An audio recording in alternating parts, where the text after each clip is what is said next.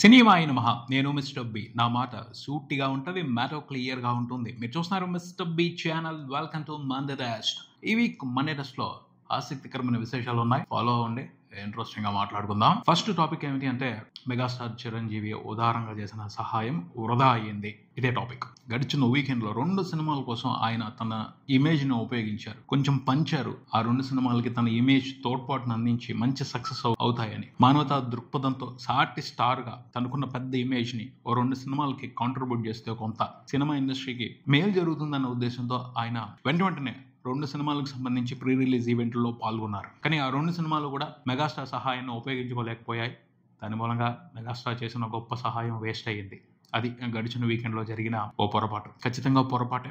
ఎందుకంటే మెగాస్టార్ మాత్రం ఏం చేయగలుగుతారు? ఆయన చేతిలో ఉన్నది చేశారు, కానీ మిగతా అంతా ఎక్కడ జరగాలి? సినిమాలో జరగాలి. సినిమాలో ఉన్న కంటెంట్ బాగుంటే మెగాస్టార్ చేసిన సహాయం కూడా గట్టిగా తోడ్పాటును అందించి ఆ 2 సినిమాలు బ్లాక్ బాస్టర్స్ అయి మంచి ప్రాఫిట్స్ తీసుకునే అవకాశం ఉండేది. అది లేకుండా పోయింది. సహృదయంతో మెగాస్టార్ మాత్రం కొంచెం ఇబ్బంది అనిపించినా, చూసే వాళ్ళకి కాస్త ఓవర్ అనిపించినా కూడా వచ్చారు. ఏ మాటలో పట్టించుకోకుండా ఆయన ఆ 2 సినిమాల కోసం, ఒకేసారి రిలీజ్ అవుతున్న సినిమాల కోసం ప్రీ రిలీజ్ ఈవెంట్ లో పాల్గొన్నారు. ఇలా వెంటనే 2 సినిమాలు ప్రీ రిలీజ్ ఈవెంట్ లో ఎవరో పాల్గొరు. ఎంత పెద్ద స్టార్ అయినా సరే వద్దని చెప్తారు. మెగాస్టార్, మంచి మనసున్న మెగాస్టార్ వచ్చారు ఆ 2 సినిమాలకి సహాయం అందించాలని. కానీ బ్యాడ్ లక్, ఏం చేస్తాం? ఆ 2 సినిమాలకి మెగాస్టార్ అందించిన తోడ్పాటు ఏ విధంగానూ ఉపయోగపడలేదు. 2 సినిమాలు కూడా ప్రేక్షకుల నుంచి తిరస్కారాన్ని తీసుకున్నాయి. ఆ 2 సినిమాలు ఏమిటో మనం ప్రత్యేకంగా చెప్పాల్సిన అవసరం లేదు. ఒకటి విశ్వక్సేన్ నటించిన లైలా, 2 బ్రహ్మానందం గారు ప్రధాన పాత్రలో నటించిన ఆయన కొడుకు రాజా గౌతమ్ హీరోగా నటించిన బ్రహ్మానందం మూవీ. ఈ 2 సినిమాలు కూడా మెగాస్టార్ సహాయాన్ని వేస్ట్ చేసుకున్నాయి. లైలా మూవీ విషయానికి వస్తే వివాదాలు, కంటెంట్ కరెక్ట్ గా లేదు. వివాదం ఏముందిలే కానీ కంటెంట్ కరెక్ట్ గా లేకపోవడం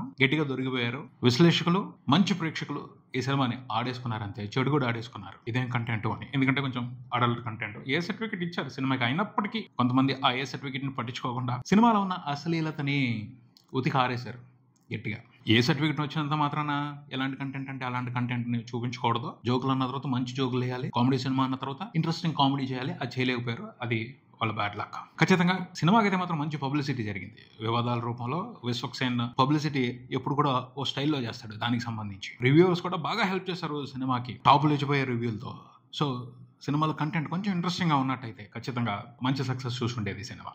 ఇంట్రెస్ట్ గా లేకపోవడం అనేది బ్యాడ్ లక్. అది మూవీ టీం చేసిన పెద్ద పొరపాటు. సినిమాకి విశ్వక్సేన్ కెరియర్ లోనే డిజాస్టర్ కలెక్షన్స్ పడ్డాయి. చక్కగా విశ్వక్సేన్ ఓ మంచి పొజిషన్కి వెళ్ళాడు, మంచి ఓపెనింగ్స్ తెచ్చుకుంటున్నాడు. అలాంటి పొజిషన్ నుంచి ఎవరు పడిపోవాలని అనుకోరు, చాలా జాగ్రత్తగా ఉంటారు. ఆ పొజిషన్ ని కాపాడుకుంటూ ముందుకు వెళ్తారు. కానీ కొన్నిసార్లు అనుకోని నిర్ణయాలు, తెలియకుండా తీసుకునే నిర్ణయాలు దెబ్బలు కొడతా ఉంటాయి. అలాంటి నిర్ణయమే ఈ లైలా మూవీ అని చెప్పొచ్చు. తను మంచి కామెడీ ఎంటర్టైన్మెంట్ చేస్తున్నాను, లేడీ గెటప్ లో హీరో కనిపించడం అనేది కొత్తగా ఉంటుంది. మెగాస్టార్ కూడా ఒకసారి చేశారు. అలా కనిపిస్తూ ఒక మంచి మాస్ కామెడీ ఎంటర్టైన్మెంట్ ఇద్దాం అనుకున్నారు. అది మిస్ఫైర్ అయింది. అలా తను సినిమాతో ఆడియన్స్ ని డిసప్పాయింట్ చేయడమే కాదు, తన కెరియర్ కి సంబంధించి కూడా ఒక బ్యాడ్ ఫేజ్ ని ఆహ్వానించినట్టు అయింది. తర్వాత సినిమాకి సంబంధించి మాత్రం చాలా జాగ్రత్తగా ఉండాలి, లేకపోతే మాత్రం వదిలిపెట్టరు, గట్టిగా ఎక్కేస్తారు. అంత బాగుపట్టేసారు ఏందో మరి పాపం అవతన మీద. విశ్వక్సేన్ ఇమేజ్ ని సంపాదించుకున్నాడు, ఎంతో కొంత సంపాదించుకున్నాడు. ఆ ఇమేజ్ ని దృష్టిలో పెట్టుకొని చూస్తే మంచి ఓపెనింగ్స్ తీసుకోలేదు. ఫస్ట్ రోజే మ్యాట్నీస్ కి వచ్చేప్పటికే కలెక్షన్స్ లో డ్రాప్ కనిపించింది.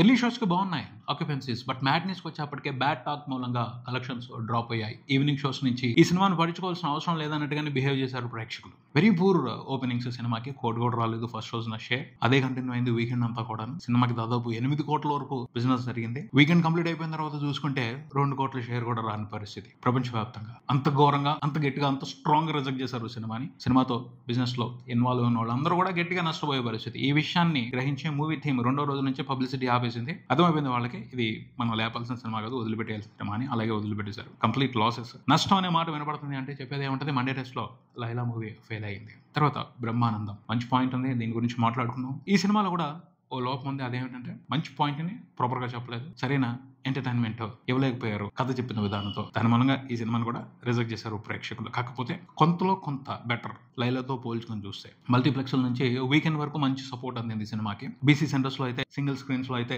ఈ సినిమాని పెద్దగా పట్టించుకోలేదని చెప్పొచ్చు. బ్రహ్మానందం బ్రాండ్ మూలంగా, కామెడీ ట్యాగ్ మూలంగా మల్టీప్లెక్స్ లో వీకెండ్ వరకు మంచిగానే చూశారు. ఎక్కువ హైదరాబాద్ లో మల్టీప్లెక్స్ లో ఆడియన్స్ ఈ సినిమాని చూడడానికి అవకాశం తీసుకున్నారు ఫస్ట్ వీకెండ్ వరకు. ఫస్ట్ వీక్ డే రోజున కలెక్షన్స్ చూస్తే ఈ సినిమాకి మంచి రన్ ఉండే అవకాశం లేదు అని అర్థమైపోయింది. సినిమా బిజినెస్ వాల్యూ 3 కోట్లు అని తెలుస్తుంది. వీకెండ్ కంప్లీట్ అయిపోయిన తర్వాత చూసుకుంటే 1 కోటి కూడా రాలేదు షేర్. సినిమాకి కనిపించిన రెస్పాన్స్ ని బట్టి రాబోయే రోజుల్లో 2 కోట్లకు పైన షేర్ చూడాలి. అదైతే కష్టమైన విషయమే. సినిమాతో బిజినెస్ లో ఇన్వాల్వ్ అయి ఉన్న వాళ్ళు నష్టాలు తప్పించుకోలేని పరిస్థితి. బ్రహ్మానందం మూవీ కూడా మనీ టెస్ట్ లో ఫెయిల్ అయింది. అలా మెగాస్టార్ చేసిన సహాయం ఆ 2 సినిమాలకు సంబంధించి వేస్ట్ అయిపోయింది. తర్వాత వ్యాలంటైన్స్ డే వీకెండ్ అవటం మూలంగా mega power star Ram Charan orange మూవీని రిలీజ్ చేశారు. ఆ సినిమా కొత్తగా రిలీజ్ అయిన సినిమాలకి కాంపిటీషన్ ఇచ్చింది, మంచి కలెక్షన్స్ సాధించింది.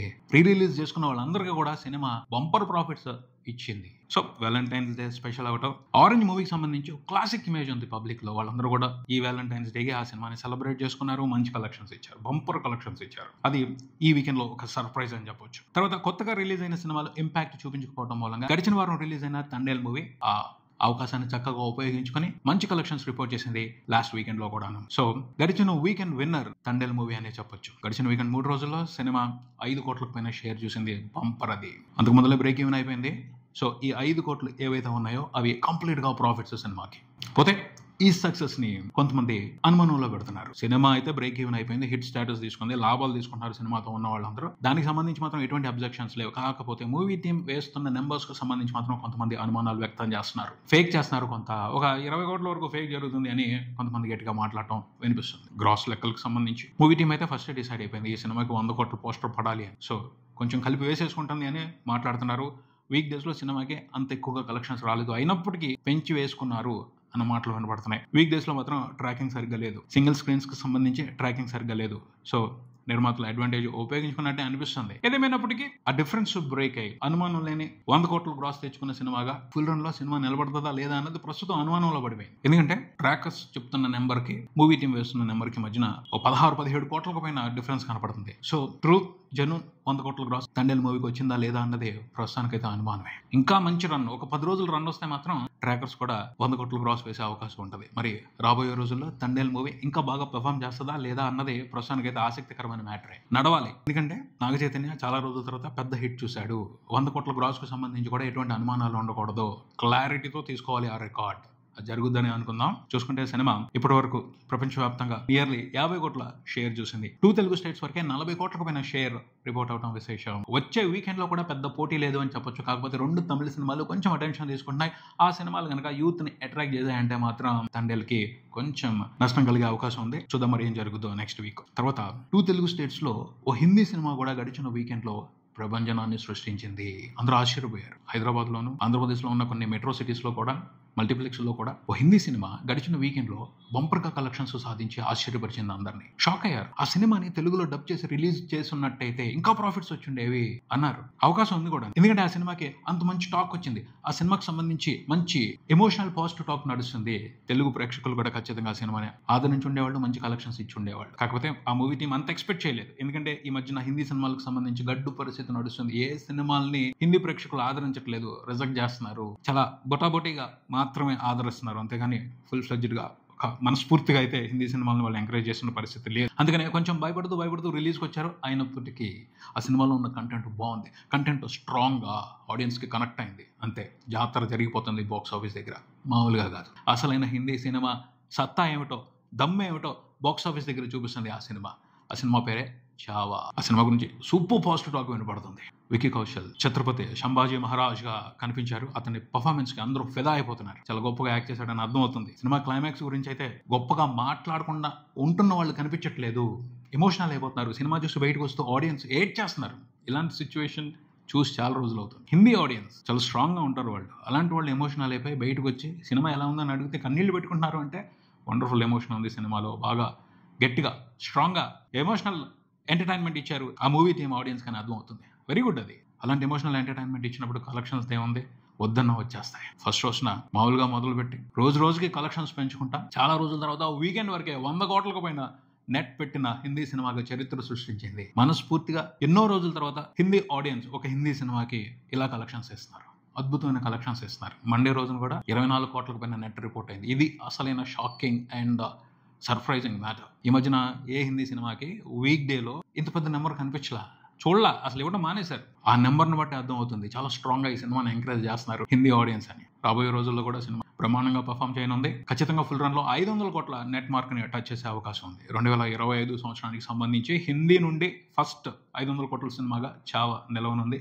ఆ రకమైన స్ట్రాంగ్ రెస్పాన్సే కనిపిస్తుంది, స్ట్రాంగ్ ట్రెండింగే కనిపిస్తుంది సినిమాకి సంబంధించి. మహారాష్ట్ర నుంచి అయితే విపరీతమైన రెస్పాన్స్ సినిమాకి, చాలా రికార్డులు బ్రేక్ అయిపోతున్నాయి. అండ్ సినిమాకి సంబంధించిన టాక్ కూడా పబ్లిక్లో బాగా వైరల్ అవుతుంది. సో తెలుగులో డబ్ చేసి రిలీజ్ చేసినా కూడా మంచి అవకాశం ఉంది. ఇప్పటికైనా సరే సౌత్ ఇండియన్ లాంగ్వేజెస్లో కూడా సినిమాని వీలైనంత త్వరగా డబ్ చేసి రిలీజ్ చేసే ప్రయత్నంలో మూవీ టీం ఉందని తెలుస్తుంది. ఖచ్చితంగా మంచి కలెక్షన్స్ తీసుకునే అవకాశం కనిపిస్తుంది. అది ఈ వారం మనీ రెస్ట్. ఈ వీకెండ్లో అన్ని సంచలనాలు జరిగాయి, అన్ని విశేషాలు జరిగాయి. చూద్దాం నెక్స్ట్ వీకెండ్ 2 తమిళ డబ్బింగ్ సినిమాలు వస్తున్నాయి, అలాగే కొన్ని తెలుగు సినిమాలు కూడా వస్తున్నాయి. అవి ఏ రకమైన ఇంపాక్ట్ ని చూపిస్తాయో. ఇదే ఇక్కడికి మరో వీడియోతో మళ్ళీ కలుద్దాం. ఈ వీడియో మీకు నచ్చితే లైక్ చేయండి, మీ ఫ్రెండ్స్తో షేర్ చేసుకోండి, మీ అభిప్రాయాన్ని కామెంట్ చేయండి, ఈ ఛానల్ని సబ్స్క్రైబ్ చేయండి. నేను mister B. Keep watching mister B channel. Thank you.